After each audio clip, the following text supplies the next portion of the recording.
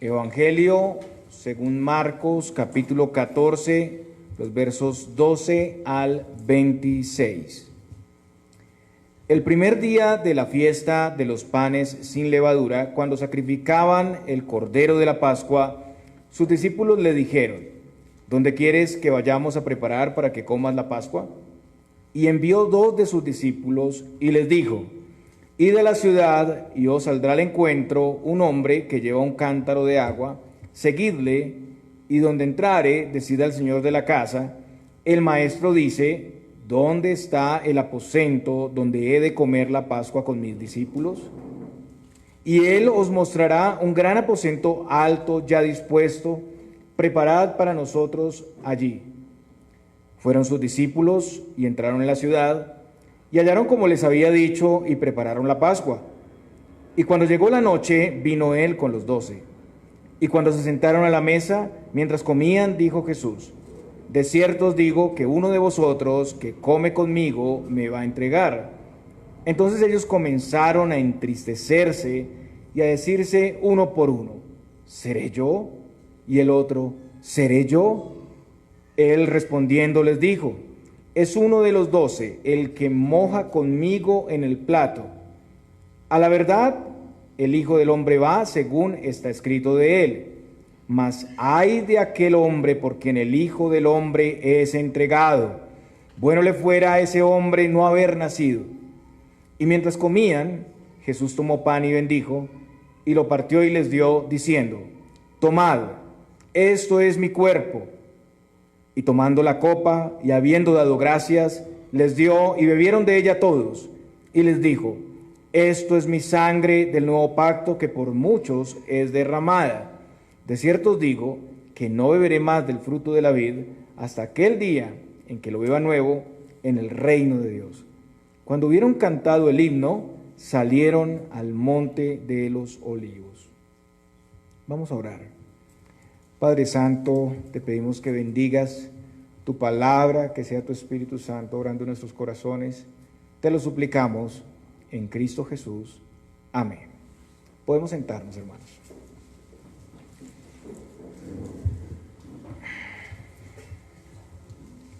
Muy bien, está la enseñanza expositiva, consecutiva de la palabra de Dios.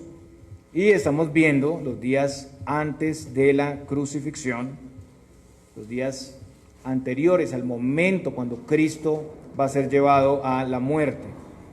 En el sermón pasado vimos lo que ocurrió el día martes, el plan de los principales sacerdotes y los escribas para matar al Señor Jesucristo. Los judíos estaban ya para este punto desesperados de tener a Jesús entre el pueblo. Él los había acusado abiertamente, había dejado en evidencia sus intenciones, sus enseñanzas erradas, y el pueblo estaba admirado de la doctrina del Señor, de los milagros y señales y prodigios del Señor.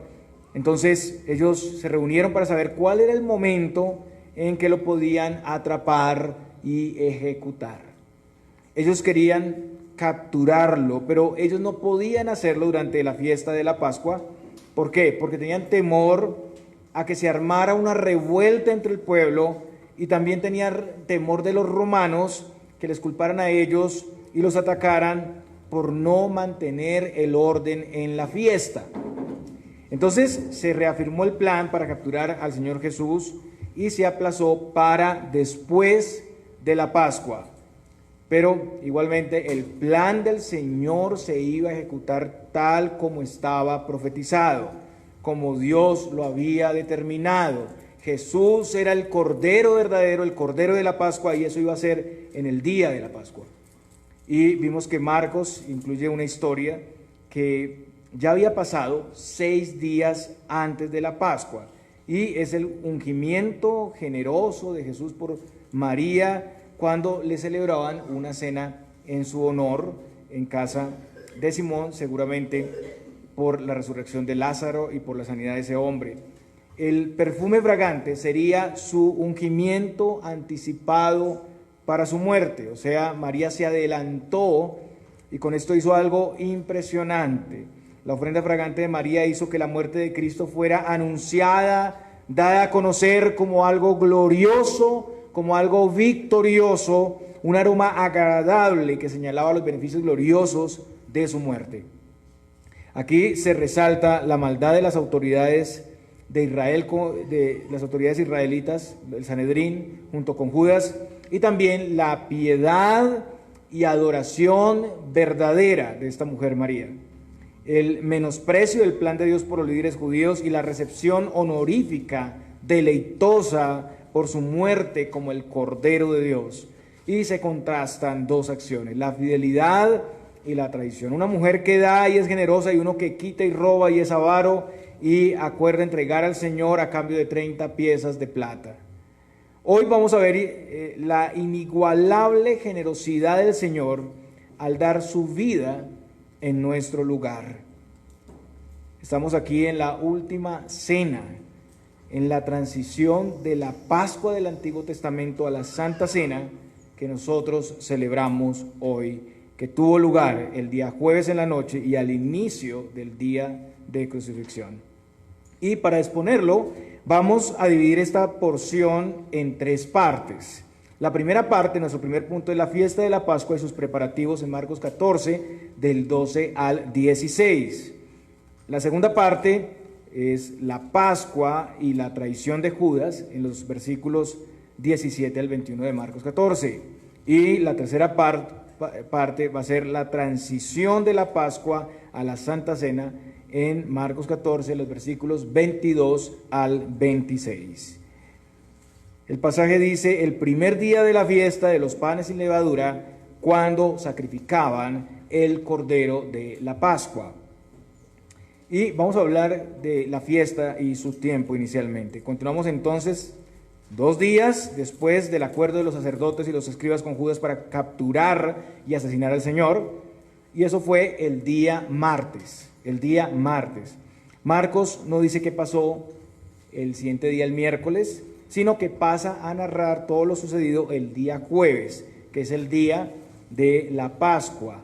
Este era el 14 de Nisan, el día que anualmente se celebraba la Pascua. Recuerden que debía ser escogido el día 10 y sacrificada la Pascua el día 14, pues este es el día anhelado, el día 14, que corresponde en nuestro calendario a marzo o abril. Como ya habíamos visto, la fiesta de la Pascua era la principal de 3 festividades, de 3 visitas anuales que tenían que hacer los israelitas, la principal fiesta, y era seguida por la fiesta de los panes sin levadura. Las dos festividades estaban tan unidas que la Pascua podía ser llamada como la fiesta de los panes sin levadura, o sea, se consideraba una sola festividad. La Pascua era sacrificada entonces entre las 2 tardes a la puesta del sol. Seguido a la fiesta de la Pascua, esa misma noche iniciaba el día 15 de Nisan, que continuaría con la fiesta de los panes sin levadura. Esta fiesta se celebraba hasta el día 21 de Nisan, eran 7 días. La Pascua era una fiesta anual que celebraba, conmemoraba que Dios liberó a su pueblo de la esclavitud de Egipto por medio de 10 plagas portentosas, y especialmente, particularmente la última, la muerte de los primogénitos, la muerte de los niños, donde los niños israelitas fueron librados de la muerte y donde definitivamente fueron los israelitas dejados en libertad. La Pascua era típica, o sea, la Pascua apuntaba a Cristo, el antitipo, el cumplimiento.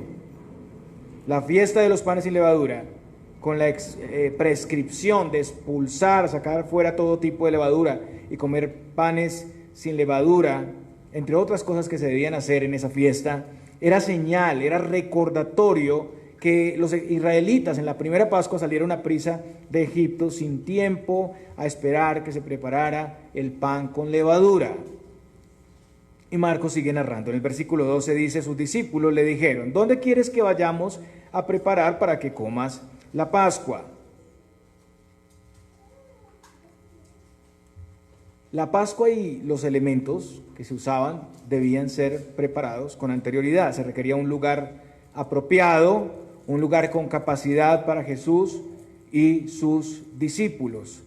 Ellos debían conseguir hierbas, las hierbas amargas, el pan sin levadura, el vino, el cordero debía estar asado, las salsas, las hierbas amargas y el puré de frutas debía ser preparado. No solo bastaba con tenerlas ahí, sino tener todo preparado. También el lugar debía estar dispuesto, o sea, debía tener los divanes para apoyarse. No usaban mesas como las que nosotros tenemos ahora, sino divanes en el suelo para apoyarse, los platos, las copas.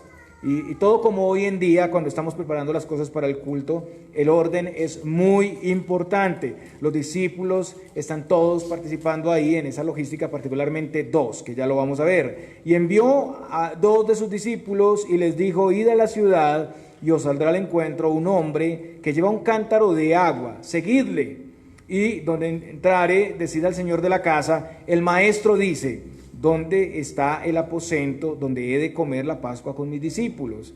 Y él os mostrará un gran aposento alto, ya dispuesto, preparad para nosotros allí. Fueron sus discípulos y entraron en la ciudad y hallaron como les había dicho y prepararon la Pascua.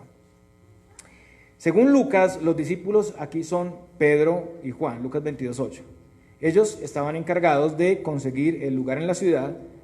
Y esta fue, por así decirlo, una misión privada, una misión secreta, una misión secreta. Recordemos que ya había un riesgo, ¿no? Ya los sacerdotes, Judas, buscaban el momento oportuno para capturar al Señor. Sabían que no lo podían ejecutar todavía, pero sí lo querían capturar y buscaban el momento. Y solo el Señor conocía los planes ocultos de sus enemigos. Entonces parece que todo se hizo procurando mantener la ubicación secreta hasta el momento preciso de la reunión.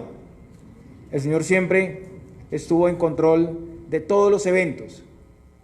Ellos deben ir a la ciudad de Jerusalén, ahí van a encontrar un hombre, el Señor les da detalles de ese hombre, dice que lleva un cántaro de agua, y esto es particular, esta era una señal clara, esta era una contraseña del Señor.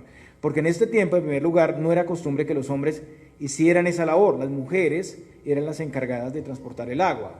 Ahora, también el que un hombre lo hiciera, pues los hombres llevaban el agua, si lo hacían, si en el caso de que lo hicieran, pues ellos llevaban el agua en pieles, no en cántaros.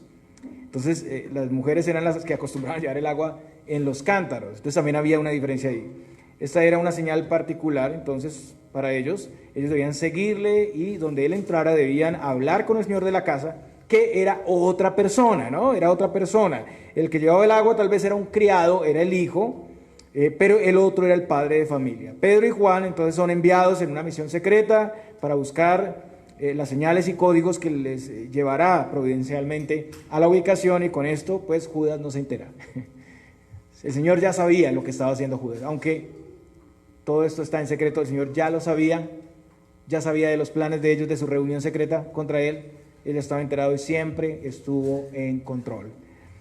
Ellos debían decirle: el maestro dice, ¿dónde está el aposento donde he de comer la Pascua con mis discípulos?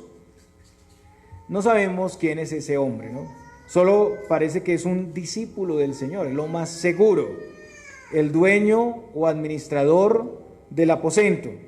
Y él generosamente, como María, pone a disposición del Señor este lugar. En tiempos de la Pascua, los habitantes de Jerusalén albergaban a los peregrinos para la Pascua. Todos los que venían en un número grandísimo de personas, y ellos prestaban su casa, eran hospitalarios con los peregrinos que venían. El Señor es dueño de todo, el Señor no necesita nada, pero en su voluntad Él se vale de sus discípulos, de su generosidad, para extender el reino de Dios. Es el mismo principio para las ofrendas, para el sostenimiento de la iglesia actualmente. El Señor se vale de un lugar, de una casa, de unos utensilios, de recursos para extender su reino, aun cuando Él no necesita nada de eso. Y es un privilegio participar en eso. El Señor de la casa le mostraría el aposento ya dispuesto. Marcos dice que es un gran aposento alto o un cuarto superior grande. Ahí ellos debían preparar la Pascua y tal como el Señor lo dijo, así se cumplió. Ellos encontraron el aposento y la prepararon. Todo esto nos muestra capacidades, atributos especiales, sobrenaturales del Señor. Él coordinó soberanamente esos eventos. Solo su intervención podía hacer que los discípulos encontraran en el momento exacto y con las señales exactas al criado, al dueño del aposento. Que el criado llevara el cántaro con agua en ese momento también fue particular, ¿no? Algo diferente a lo común. Y que el dueño anticipara la preparación de las cosas de la Pascua para el Señor también era algo sobrenatural. Hermanos, este orden de los eventos y la eficacia con la que el Señor lo hace, nos da confianza. Nos muestra que el avance del reino, el avance de su iglesia está en manos seguras. A veces nos sentimos frustrados por muchas cosas que pasan, hasta nos vemos limitados, a veces la iglesia tiene que dar 2 pasos atrás para dar 5 adelante, ¿cierto? Pero el Señor eficazmente está coordinando. Él tiene el control, estamos en manos seguras. Pase lo que pase. Es asombroso ver el obrar de Dios con su iglesia en los tiempos.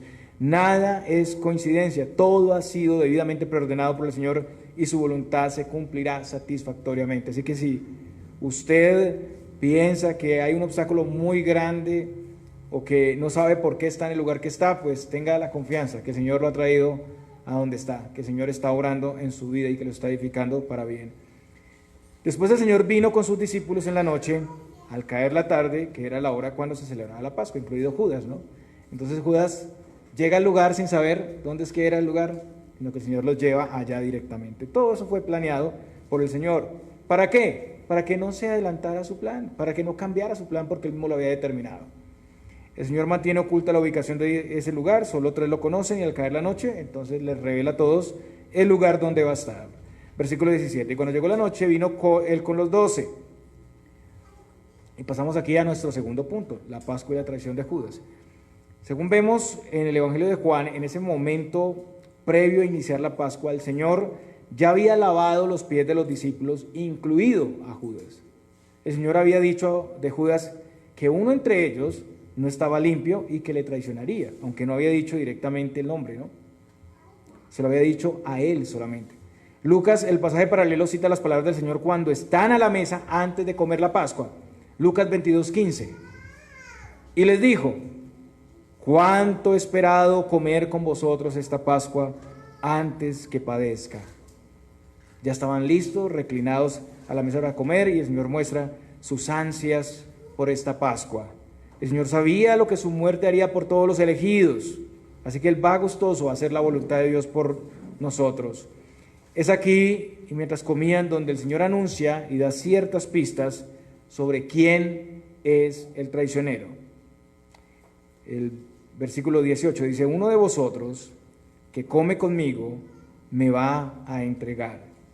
Juan dice, el pasaje paralelo: el que come pan conmigo levantó contra mí su calcañar. Juan 3:18.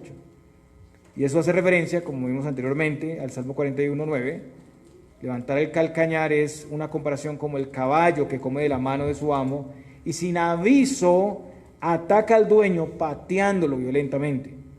La comparación es similar a como el rey David había sido traicionado por Aitofel en 2 Samuel 15:12 y 16:23. Recordemos que Absalón se había sublevado contra su padre David y ahora Aitofel estaba de parte de Absalón. En el Salmo 41:9 el salmista se refiere a Aitofel, a una persona semejante a él. En esa sociedad oriental, una persona que actuara así era digna de profundo repudio. Judas Iscariote conservó su apariencia de amistad hasta el último momento. Él estaba involucrado en la administración de las ofrendas y el servicio. También estaba aquí para participar de la Pascua, conservando su apariencia de religión, de piedad. Ninguno de los discípulos sospechaba de Judas. Él era un hipócrita. También Juan dice que el Señor se conmovió en espíritu, y estoy leyendo Juan 13:21, se conmovió en espíritu y declaró y dijo: de cierto os digo, que uno de vosotros me va a entregar. Y podemos decir que se conmovió en primer lugar y principalmente porque vino a su mente el sufrimiento que experimentaría llevando la ira de Dios que nosotros merecíamos. Pero también con relación al acto de traición, a Judas, quien había llamado al servicio e incluso había lavado sus pies. Judas es el hijo de perdición, él va a ser condenado y sus frutos malvados aquí, traicionándolo por unas monedas, muestran el estado en el que se encuentra. Ahora, volviendo al versículo 19 de Marcos, vemos que los discípulos, al escuchar las palabras del Señor, también sintieron tristeza. Entonces ellos comenzaron a entristecerse y a decirse uno por uno, ¿seré yo? Y el otro, ¿seré yo? Sintieron tristeza. Según Juan, ellos se miraban unos a otros desconcertados, Juan 13:22, y se preguntaban si ellos le traicionarían.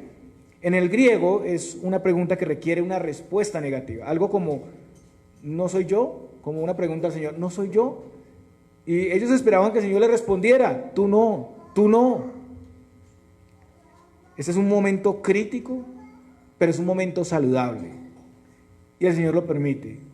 Es algo que todos los creyentes debemos hacer, examinarnos, examinar nuestra fidelidad al Señor. Incluso según Mateo, Judas también pregunta hipócritamente, Mateo 26:25, ¿soy yo, maestro? Parece que todos se preguntaban desesperados, pero Judas, para no quedarse atrás o no parecer culpable al quedarse en silencio, también se metió ahí entre la multitud y se atrevió a preguntar lo mismo. En Marcos 14:20 vemos la respuesta del Señor. Él respondiendo les dijo, es uno de los 12, el que moja conmigo en el plato. El traicionero estaba ahí, era alguien muy cercano. Juan describe que durante ese momento de tensión, donde todos están meditando sobre sí mismos y sobre los demás, mirándose a ver quién podía ser, Juan 13:22, Pedro le hace señas a Juan, el discípulo amado, que está más cerca del Señor. Como decía en ese tiempo no habían comedores, sino que habían divanes, ¿no? Ahí se hacían los comensales, se apoyaban sobre el brazo izquierdo y la mano derecha se usaba para tomar los alimentos.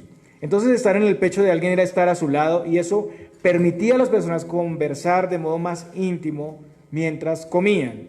Entonces recostándose sobre su pecho, Juan le preguntó, Señor, ¿quién es? Versículo 25, Juan 13:25.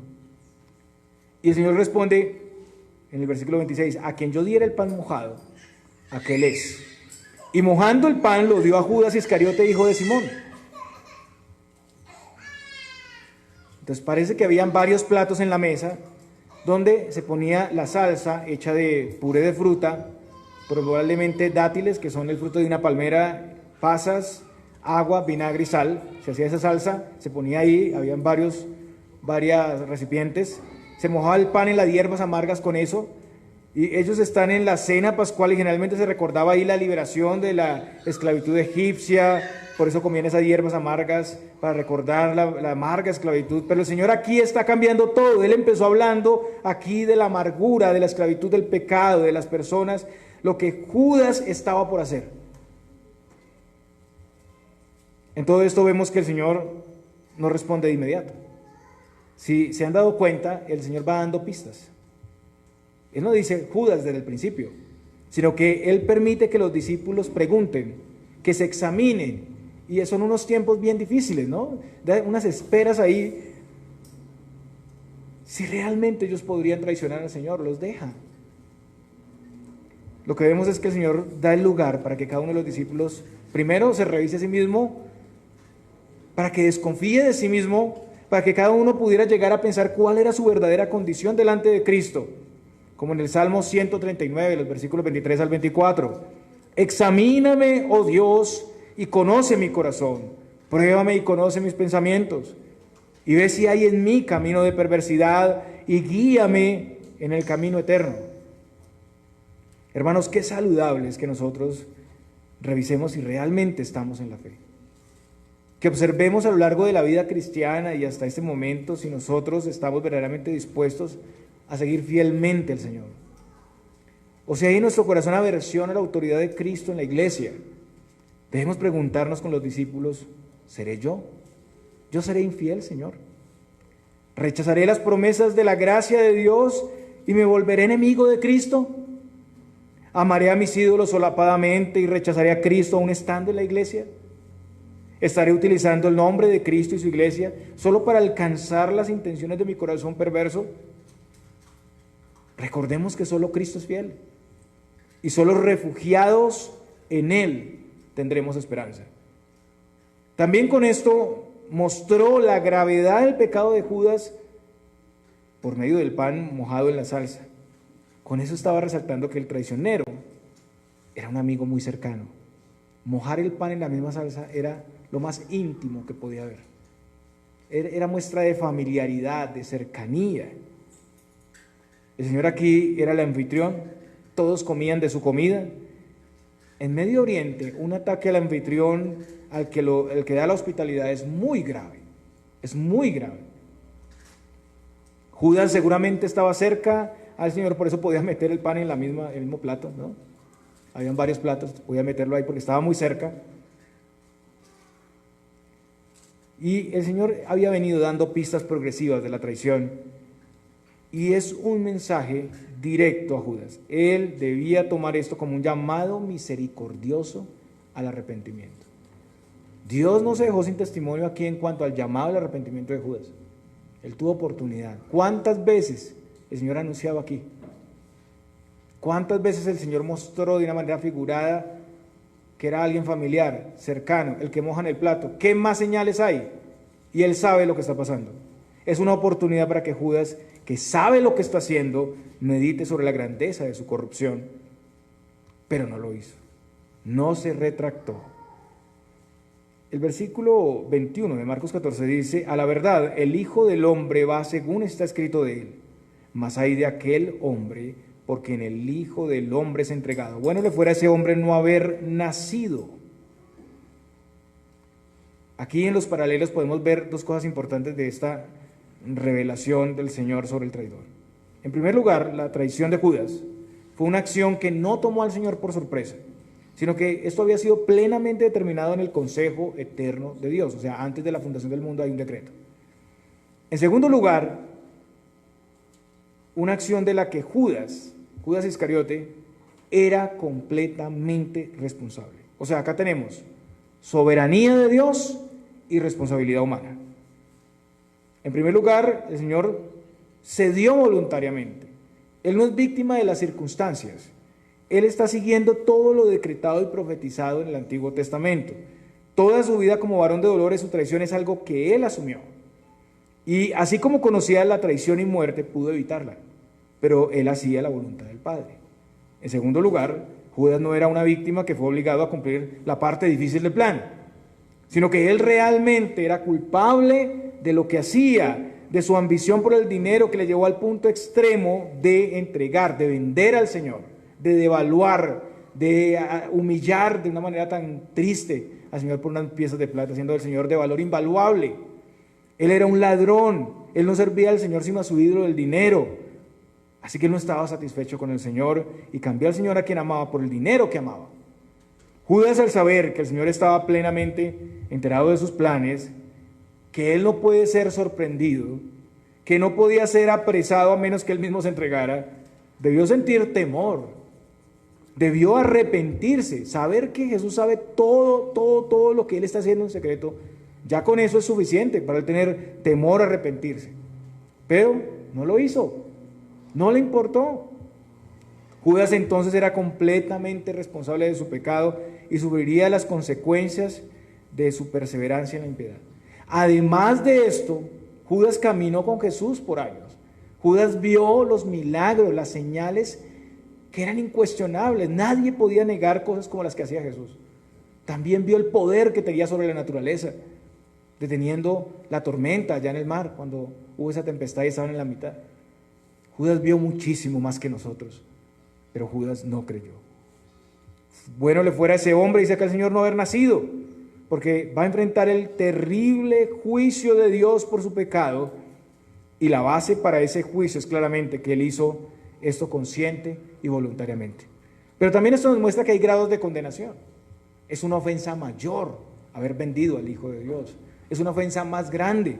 Por eso dice estas palabras. Mejor le hubiera sido no haber nacido. Judas seguía al Señor solo para sacar algún provecho, pero no confiaba genuinamente en el Señor, y cuando percibió esos anuncios continuos, porque el Señor hablaba de que iba a morir, que iba a ir a Jerusalén y que iba a morir, pues él vio pues que ya no tenía nada de provecho en el Señor. Si el Mesías que él esperaba para sacar algún propósito, algún privilegio iba a morir, y él estaba solo por ese beneficio, pues ya el Señor no le podía dar nada de lo que él buscaba.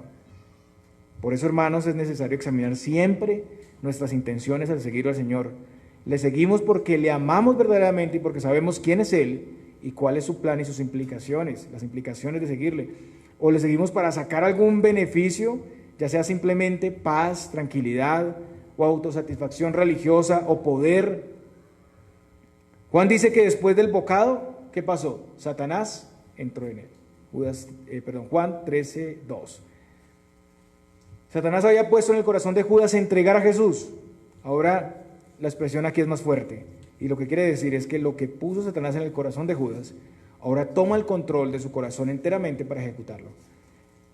Sin embargo, Judas no fue como una marioneta. Judas fue tentado para ir en contra del Señor, obedeciendo su propio deseo y concupiscencia, y luego esto dio a luz el pecado. Él había entrado en tentación hacía tiempo, y ahora está en la hora de la tentación, cuando su pecado ha invadido todos sus deseos y anhelos. Participar de manera hipócrita de lo sagrado, hermanos, siempre traerá mayor juicio, trae mayor endurecimiento, donde los pecadores son entregados a sí mismos a mayor corrupción. Y el Señor le dijo, lo que vas a hacer, hazlo pronto. Juan 13:27. Y esto es una acusación. Acá el Señor está mostrando ya todo a Judas. Ya lo sé todo. Ve y lo haces. Lo descubrió. Esto fue escuchado por los demás, aunque no muy entendido, pues en los versículos de Juan 13, 28 al 29 dice, pero ninguno de los que estaban a la mesa entendió por qué le dijo esto. Porque algunos pensaban, puesto que Judas tenía la bolsa, que Jesús le decía, compre lo que necesitamos para la fiesta, o que diese algo a los pobres. Ellos no comprendían qué pasaba ahí. Una discusión ahí entre el Señor le está pidiendo algo, pero no. Entonces ellos estaban tan confiados en la moralidad de Judas que no se imaginaron algo así. Y más bien pensaron que entonces estaba haciendo algo del ministerio. En ese momento solo 3 o 4 personas ahí en la mesa conocen la identidad del traidor. Jesús, que siempre lo había sabido, Judas, Juan y probablemente Pedro. No más. El Señor revela que Judas tiene los planes malvados, pero además muestra que Él, como Dios, tiene el control de la situación. Se lo muestra a estos personajes. Entonces ahí ya Judas iba a actuar seguramente con rapidez para entregar a Jesús, porque ya él conocía sus planes y también posiblemente tenía miedo de que el complot que tenía armado fracasara, porque ya su objetivo se había enterado. Y esto fue lo que hizo al instante. Después de comer, sale del aposento, o sea, recibe el bocado de la mano de Jesús, se fue a cumplir su traición. Y hay algo particular que vemos aquí. Judas no alcanzó a tomar de la copa. O sea, solo tomó el bocado y se fue, ¿no? Salió antes de la distribución de la copa. Bueno, habían varias copas durante la Pascua, pero no participó ahí, porque después viene la institución. Juan 13:31 dice, ahora es glorificado el Hijo del Hombre, y Dios es glorificado en él. Si Dios es glorificado en él, Dios también lo glorificará en sí mismo, y enseguida le glorificará. Entonces, al decirle a Judas que hiciera pronto lo que pensaba, el Señor estaba mostrando que deseaba hacer la voluntad del Padre. Aquí manifestando su amor eterno por los elegidos, asumiendo el sufrimiento, la muerte por nosotros. Entonces, su sufrimiento y su sacrificio por los suyos era su gloria. Ese momento que parece mostrar derrota, pérdida, es en realidad la gloria del Hijo de Dios. El plan de Dios entonces estaba ejecutando según la voluntad del Padre, entonces la gloria del Hijo era la gloria de Dios. Pero no solo esto, sino que la victoria de la resurrección mostraría la aprobación, el respaldo del Padre y por lo tanto la gloria de Dios también. Y ahora el tiempo de su sacrificio se acerca. Con la salida de Judas solo quedan unas pocas horas. Y ahora pasamos a nuestro tercer punto, los versículos 22 al 26. El pasaje dice, y mientras comían, lo que vemos aquí es una transición de la Pascua judía a la Santa Cena que nosotros tomamos actualmente. Recordemos que la Pascua judía incluía un cordero, pan sin levadura y hierbas amargas, y después en el tiempo se agregó el vino. Según la historia, se cree que en la Pascua se usaban 4 copas de vino en momentos determinados. El Señor usó el elemento del pan y el vino, dando continuidad en la Santa Cena. Entonces se cree que la Santa Cena la instituyó en la tercera copa que se usaba en la Pascua. En la Pascua el Cordero era el sustituto. Ahora esta tipología corresponde a Cristo. Él es el sustituto de su pueblo que vive y muere en su lugar para justificación. En la Pascua los israelitas recordaban la liberación de la esclavitud egipcia y la liberación que Dios les daría. En Cristo somos libertados de la esclavitud del pecado y Satanás. En la Pascua los israelitas fueron salvados de la plaga de la muerte de los primogénitos. En la Santa Cena señala a Cristo como el Redentor que nos libra de la muerte y la condenación eterna en el infierno. En la Santa Cena, con sus elementos pan y vino, se simboliza, se señala conmemorativamente su muerte. Entonces son menos elementos que la Pascua, son muy sencillos, pan, vino, pero con pleno significado, porque este es el cumplimiento. Cristo es nuestra Pascua. El Señor sería sacrificado una vez para siempre. Ya no se sacrificaría más el Cordero Pascual a partir de ese momento. La realidad superior y plena, simbolizada en la ordenanza de la Santa Cena, reemplazaría la antigua. Y como lo enseña también nuestro catecismo, por la fe los que participan son hechos partícipes de su cuerpo y de su sangre y todos los beneficios consiguientes para su nutrimiento espiritual y crecimiento en la gracia. El pan es el elemento que representa el cuerpo.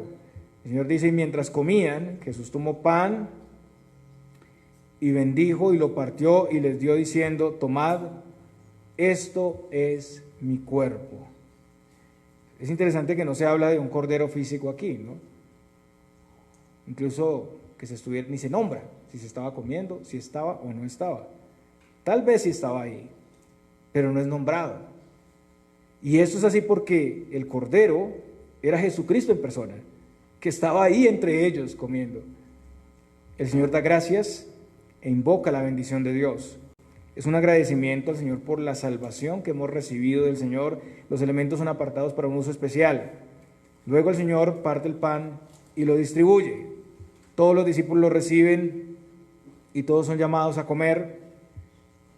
Y en esto vemos que Jesús dijo ser el maná del cielo, el pan de vida que descendió del cielo.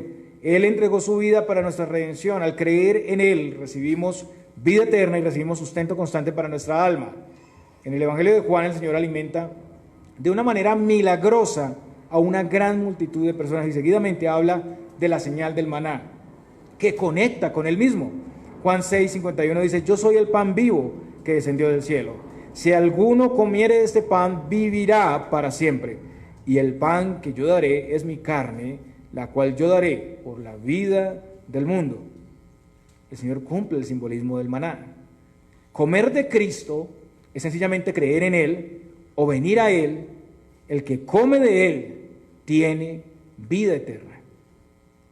Cristo es quien nos ha salvado, Cristo es quien nos alimenta. El pan no tiene ninguna propiedad mística, pero al participar con fe recibimos bendición, nos alimentamos de Cristo.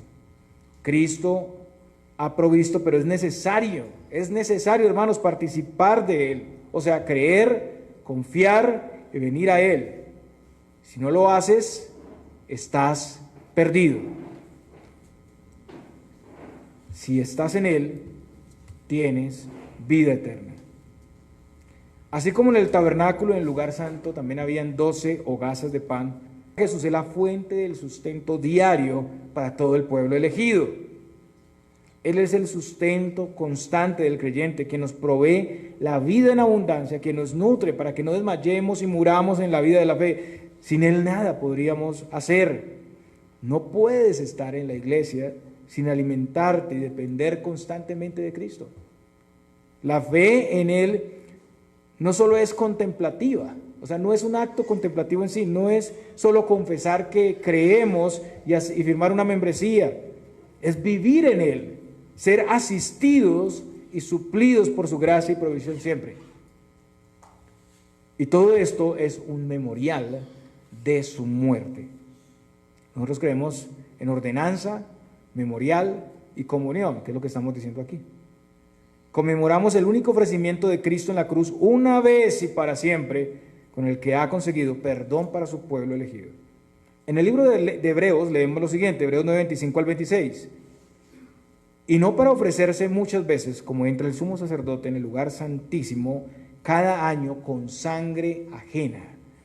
De otra manera le hubiera sido necesario padecer muchas veces desde el principio del mundo, pero ahora, en la consumación de los siglos, se presentó una vez para siempre por el sacrificio de sí mismo para quitar de en medio el pecado. En el Antiguo Testamento teníamos el sacrificio de un cordero. Este era un sacrificio con dolor, con sangre, y se llama un sacrificio cruento. Sangre y dolor, cruento. Pero en el nuevo pacto tenemos el sacrificio de Cristo ya hecho, ya consumado, y simbolizado por el pan y el vino que anuncian su muerte. Esto es incruento, sin dolor y sin sangre. Los sacramentos del nuevo pacto son incruentos. No tenemos dolor o muerte de un cordero o sangre derramada. La razón es que Cristo fue ese Cordero de Dios que derramó su sangre y sufrió en nuestro lugar. No hay necesidad de derramar sangre para apaciguar a Dios, porque ya Dios fue apaciguado con relación a sus elegidos por medio del sacrificio de Cristo. Entonces el pan representa el cuerpo del Señor, sin embargo los elementos no cambian, no existe transustanciación. El pan es pan y el vino es vino. El Señor estaba presente en ese momento y el pan no cambió para nada, ¿no? No tuvo transformación. Hay diferencia clara entre el pan y el cuerpo del Señor, entre la señal y lo señalado.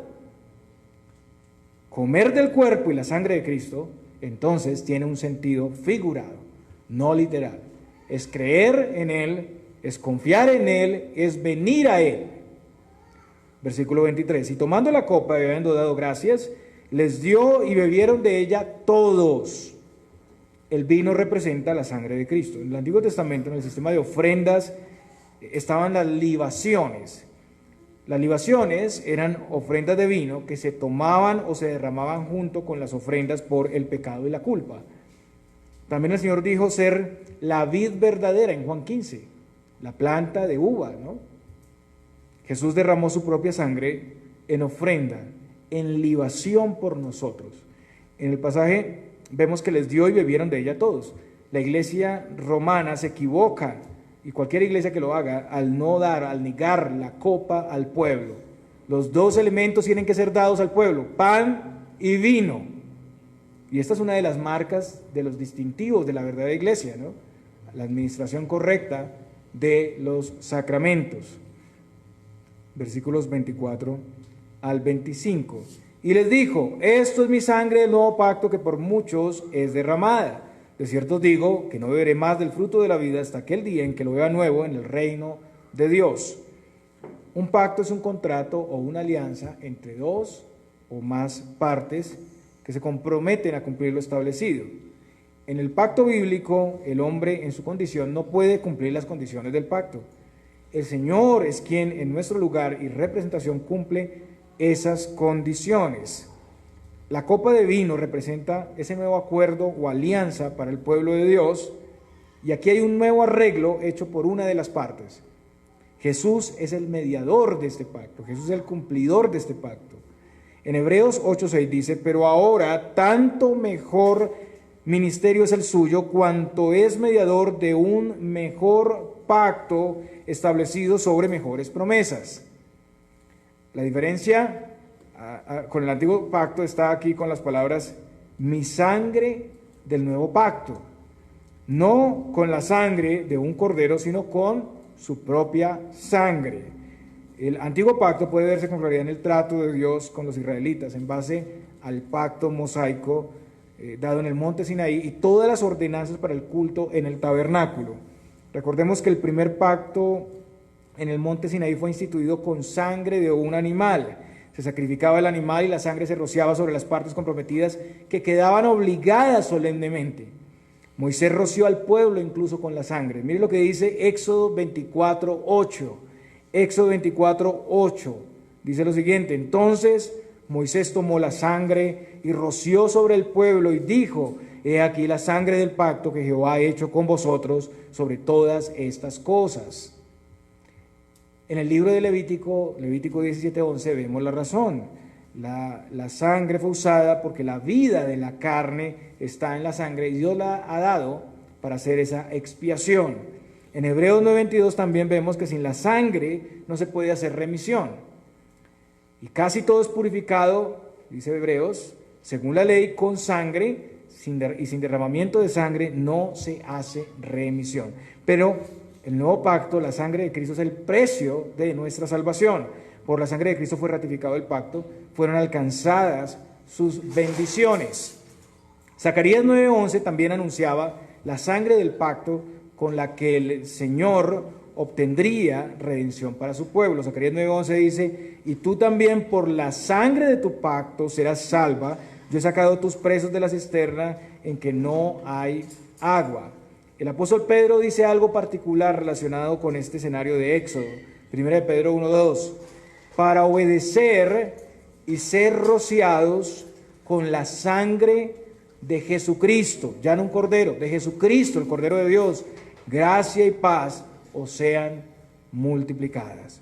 Así como los israelitas ratificaban el pacto cuando la sangre de un animal se rociaba sobre ellos, donde se comprometían a obedecer las instituciones de la ley mosaica, las instrucciones, perdón, de la ley mosaica, y así como Dios también daba misericordiosamente las bendiciones a esa obediencia, ahora los que reciben la copa del Señor están manifestando que abrazan el pacto de gracia y que se comprometen a obedecer el Evangelio. Y el Señor también en eso se obliga, ¿no? Se obliga a otorgarles todos los beneficios de la redención para los que participan. Pero todo esto se encuentra en el marco de la fe. Solo quienes participan con fe reciben esas bendiciones, reciben los beneficios de la muerte de Cristo. Entonces el antiguo pacto fue ratificado por la sangre de animales, el nuevo pacto por la sangre de Jesucristo. Toda la ritualidad del antiguo pacto apuntaba a Cristo y las personas de ese tiempo tenían igualmente salvación solo por Cristo. El nuevo pacto podemos verlo anticipado en las palabras de Jeremías. Vaya conmigo a Jeremías 31, del 31 al 34. Jeremías 31, los versos 31 al 34. He aquí que vienen días, dice Jehová, en los cuales haré nuevo pacto con la casa de Israel y con la casa de Judá. No como el pacto que hice con sus padres el día que tomé su mano para sacarlos de la tierra de Egipto, porque ellos invalidaron mi pacto, aunque fui yo un marido para ellos, dice Jehová. Pero este es el pacto que haré con la casa de Israel después de aquellos días. Dice Jehová: daré mi ley en su mente y la escribiré en su corazón, y yo seré a ellos por Dios, y ellos me serán por pueblo. Y no enseñará más ninguno a su prójimo, ni ninguno a su hermano, diciendo: conoce a Jehová, porque todos me conocerán, desde el más pequeño de ellos hasta el más grande, dice Jehová, porque perdonaré la maldad de ellos y no me acordaré más de su pecado. Jeremías habló de este nuevo pacto, mostrando la diferencia con el antiguo que fue invalidado por ellos. Pero este es un nuevo pacto en base a la obra de Cristo, que pone fin al pecado y trae ricas bendiciones. No es totalmente nuevo, en un sentido es un pacto renovado, es un pacto mejorado. No es que sea un pacto completamente distinto, sino mejorado. Hebreos 8, el autor de Hebreos cita el mismo pasaje de Jeremías y se nos muestra que Jesús es el mediador de ese pacto. En Hebreos 10, después de citar este mismo pasaje, se dice, Hebreos 10 del 17 al 18, y nunca más me acordaré de sus pecados y transgresiones, pues donde hay remisión de estos, no hay más ofrenda por el pecado. Cristo entonces es ese cumplimiento perfecto de todo lo que era figura y sombra en el antiguo pacto. Él cumplió perfectamente la ley, murió como nuestro sustituto una sola vez y para siempre. Él es el Cordero de Dios que quita el pecado del mundo, con un sacrificio único y para siempre obtuvo eterna redención. Ya no hay que presentar más sacrificios, y lo repito porque es importante. Él es el sumo sacerdote. Ya no hay más sacerdotes terrenales que presenten sacrificios. Su espíritu es derramado y mora en los suyos. Él ha conseguido en su obra para los suyos una herencia eterna. Entonces vemos que hay continuidad en los pactos y Cristo es el cumplimiento en esa continuidad. El nuevo pacto es un pacto, como decía, mejorado, pero superior al antiguo pacto. Entonces queda obsoleto el antiguo pacto, fue provisional, quedó abolido y el nuevo y eterno pacto toma su lugar, como dice Hebreos 8:13. Cristo es superior y es el cumplimiento de todo. Ahora también el Señor dice con claridad que su sangre va a ser derramada por muchos, no dice por todos, por muchos, que es diferente. Así como el sacerdote entraba al lugar santísimo cada año con esa sangre ajena y hacía expiación por el pueblo, incluso llevaba en su pecho piedras conforme a las 12 tribus de Israel para hacer expiación por el pueblo nada más. Así Cristo murió solo por los suyos. Y eso lo podemos ver claro en la oración sacerdotal de Jesús. Él ora por los que el Padre le dio, no por el mundo. He manifestado tu nombre a los hombres que del mundo me diste. Tuyos eran y me los diste y han guardado tu palabra. Yo ruego por ellos, no ruego por el mundo, sino por los que me diste, porque tuyos son. Juan 17, 6 al 9. Hermanos, todos nosotros estábamos perdidos en nuestros delitos y pecados. Estábamos muertos y condenados, éramos enemigos y nada podíamos hacer por nuestra cuenta para ganar esa salvación. En el pacto no podíamos cumplir ninguna de las demandas del Señor, no podríamos satisfacer su justicia, pero Cristo vino en nuestro lugar y llevó nuestra condición, sufriendo hasta la muerte, haciéndose pecado por nosotros como nuestro sustituto y obteniendo eterna redención. Él es nuestra Pascua. Y el Señor dice finalmente: de cierto os digo que no beberé más del fruto de la vida hasta aquel día en que lo beba nuevo en el reino de Dios. No lo beberá más hasta que se cumpla en el reino de Dios, en el sentido escatológico, al final del mundo, hasta su cumplimiento pleno, cuando haya cielos nuevos y tierra nueva, cuando la comunión con su pueblo haya sido perfeccionada. Como ya había dicho, en la Pascua se tomaban 4 copas de vino. En la tercera copa se instituyó el sacramento de la Santa Cena. Quedó faltando una copa.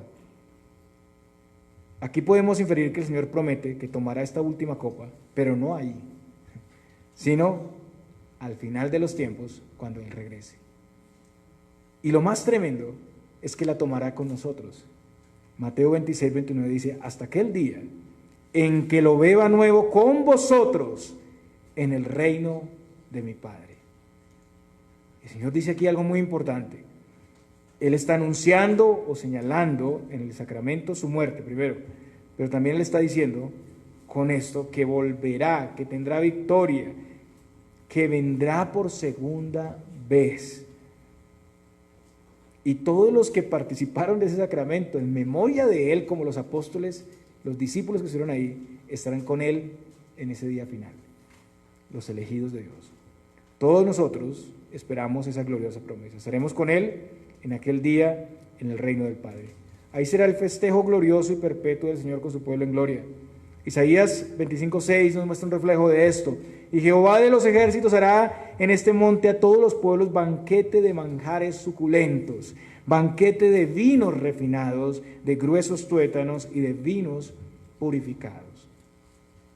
Entonces aquí vemos que la Santa Cena apunta también a esa edad venidera, a lo conseguido con Cristo en su obra, y es una promesa para todos los que esperamos en Él.